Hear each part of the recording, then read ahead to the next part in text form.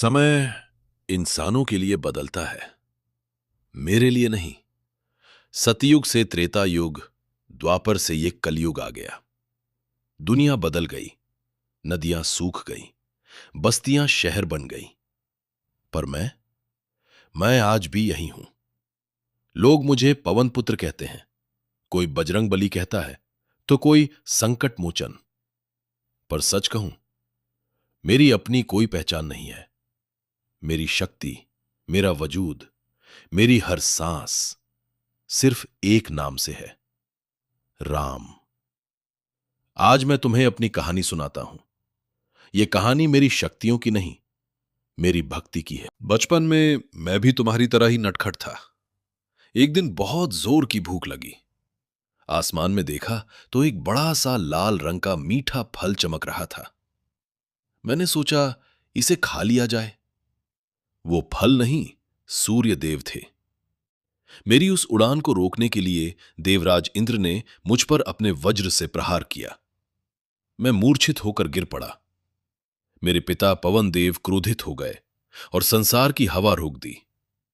तब मुझे शांत करने के लिए त्रिदेवों और सभी देवताओं ने मुझे असीम शक्तियां दी। पर जानते हो, वो सारी शक्तियां मेरे किसी काम की नहीं थी, क्योंकि मुझे अपने जीवन का लक्ष्य ही नहीं पता था। और फिर वो दिन आया, किष्किंधा के वन में ऋष्यमूक पर्वत के पास। मैं एक ब्राह्मण के भेष में दो तपस्वियों से मिलने गया था।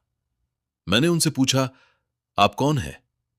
पर जैसे ही मेरी नजर बड़े भाई की आंखों पर पड़ी, मेरा शरीर सुन्न पड़ गया। वो आंखें, वो करुणा, वो तेज।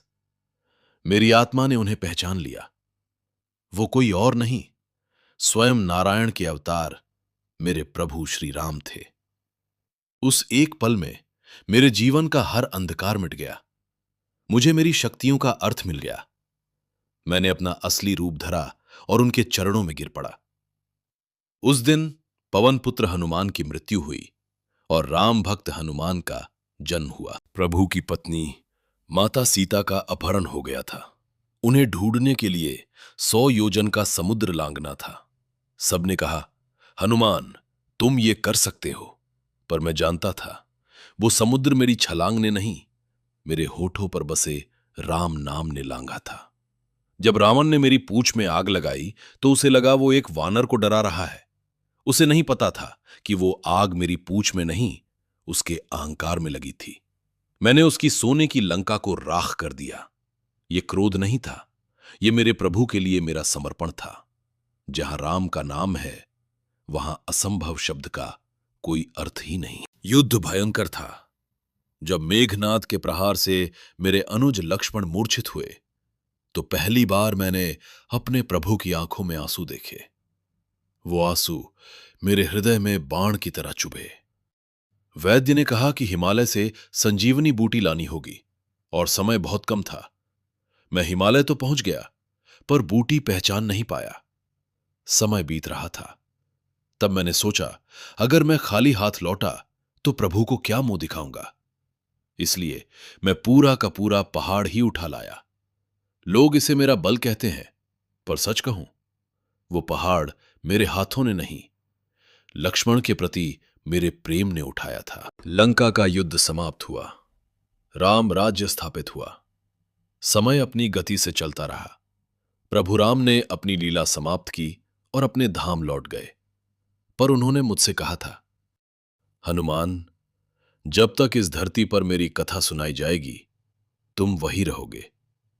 और इसलिए मैं आज भी यही हूं, तुम्हारे आसपास।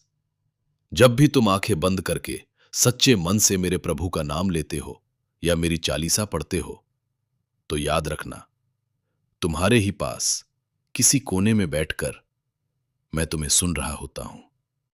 जय श्री राम।